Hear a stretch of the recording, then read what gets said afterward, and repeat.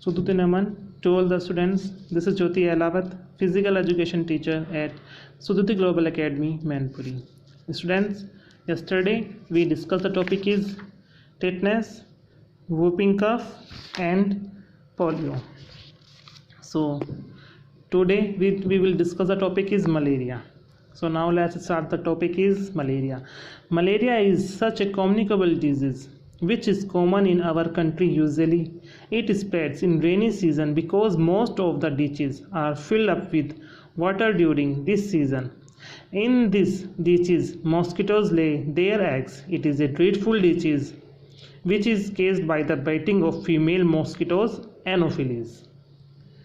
Malaria एक संक्रामक रोग होता है जो मच्छर के द्वारा ये हमारे शरीर में फैलता है। और ये बीमारी कब होती है? जब बारिश के मौसम में होती है ज़्यादातर, क्योंकि जब बारिश पड़ती है, वर्षा रहती है, तो उसमें मच्छर पनपते हैं। वर्षा का पानी जो गड्ढों में भर जाता है, उस गड्ढे में मच्छर पनपने लगते हैं और उन मच्छरों में जो मादा मच्छर होती है वो उसके थ्रू ये बीमारी फैलती है। वो मादा मच्छर होती है एनोफिलीज के कारण मलेरिया बीमारी होती है। मोड ऑफ ट्रांसमिशन, मलेरिया फैलने के माध्यम। मलेरिया किस तरह फैलता है? Malaria spreads from A sick person through anopheles which bytes the human beings at sunset or during night. It sucks the blood along with the malarial pasties which are present in the sick person. These pasties multiply in the body of Anopheles. When this infected Anopheles bites a healthy person, it injects the malarial pasties in the blood of that healthy person, and then malarial pasties multiply in the blood of that person, and in a few days he becomes sick. ज़्यादातर मादा मच्छर मनुष्य को शाम या रात में ही काटते हैं। वास्तव में वह क्या करते हैं? इनका काम क्या होता है? यह मनुष्य का खून चूसते हैं, और जब यह ऐसे व्यक्ति का खून चूसते हैं जो मलेरिया से पीड़ित हैं, तो रक्त जो खून के साथ साथ उसके जीवाणु होते हैं वो शरीर में प्रवेश कर जाते हैं, और जब यह मादा मच्छर किसी स्वस्थ व्यक्ति को काटती है तो जब वो खून चूसती है उसका, तो जो उस पीड़ित व्यक्ति के जीवाणु उसके मादा मच्छर के अंदर हैं तो वो उस स्वस्थ व्यक्ति के अंदर छोड़ देती है, जिसकी वृद्धि तेजी से उस व्यक्ति के शरीर में होती है और कुछ ही समय बाद वह व्यक्ति बीमार हो जाता है। टाइप्स ऑफ मलेरिया, मलेरिया के प्रकार। Malaria is caused by plasmodium which is of three types. Malaria 3 प्रकार के होते हैं। Plasmodium falciparum, it causes fever which recovers every 48 hours. It continues for 1 year if it is not treated. इस प्रकार का malaria बुखार 48 घंटे के बाद होता है। अगर इसका उपचार न किया जाए तो यह लगभग 1 वर्ष तक रहता है। Plasmodium vivax, it is also recovers every 48 hours and continues for 3 years if it is not treated. यदि समय पर इसके बुखार का इलाज न किया जाए तो यह 3 वर्ष तक रह सकता है। यह बुखार भी प्रत्येक 48 घंटे के बाद होता है। Plasmodium vivax, Plasmodium malaria, it recovers after every 22 hours. इस तरह का बुखार प्रत्येक 72 घंटे के बाद होता है। इंक्यूबेशन पीरियड, संक्रमण काल। Incubation period of malaria is 12 days। Malaria का संक्रमण काल 12 दिन का होता है। Symptoms of malaria, cold stage. In this stage, the patient feels very cold. Even a quilt or a blanket is not beneficial at cold stage. The patient complains about headache and vomiting.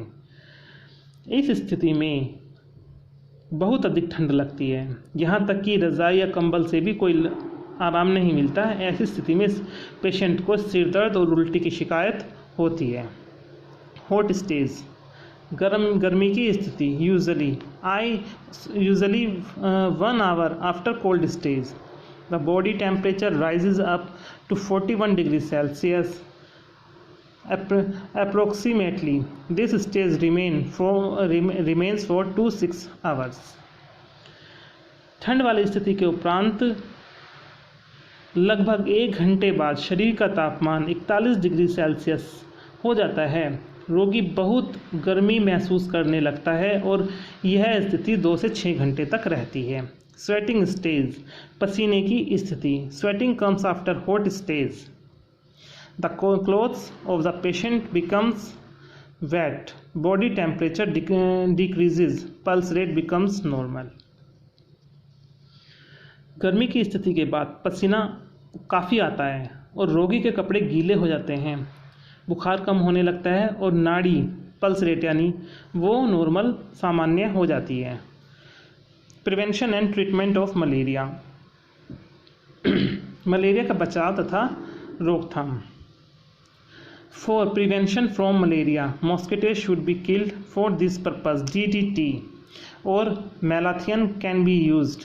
The pits should be filled up before rainy season so that mosquitoes may not lay eggs at the surface of water. Malaria से बचाव के लिए अपने आसपास के सभी मच्छरों को समाप्त करा देना चाहिए। इसके लिए DDT या मैलाथियन का प्रयोग किया जा सकता है। इसके अलावा वर्षा का पानी गड्ढों में जमा न होने दें ताकि वहाँ मच्छर अंडे न दे सकें। क्लोरोक्वीन और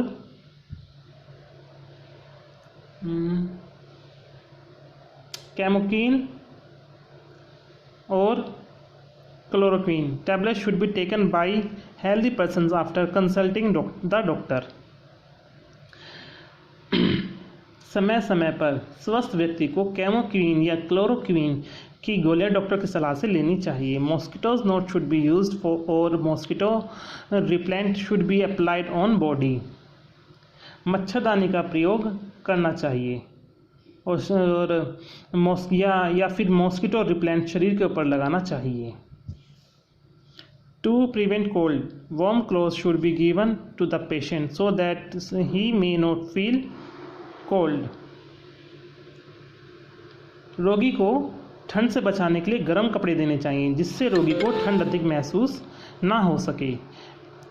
if he temperature rises high cold bandage should be keeped on the forehead of the patient. यदि रोगी का टेम्परेचर बढ़ता है तो उसके माथे पर गीली पट्टियाँ रखनी चाहिए। Aspirin should be given for headache. Sir दर्द में अगर सर दर्द की शिकायत हो तो उसमें एस्प्रिन लेनी चाहिए। Doctor should be consulted immediately for the treatment. रोगी का इलाज तुरंत डॉक्टर से कराना चाहिए। So students, today discuss the topic is malaria, mode of transmission, types of malaria, incubation period, symptoms of malaria, prevention, treatment of malaria. I hope you like this topic and revise it at your home. Thank you so much. Sudhuti Naman.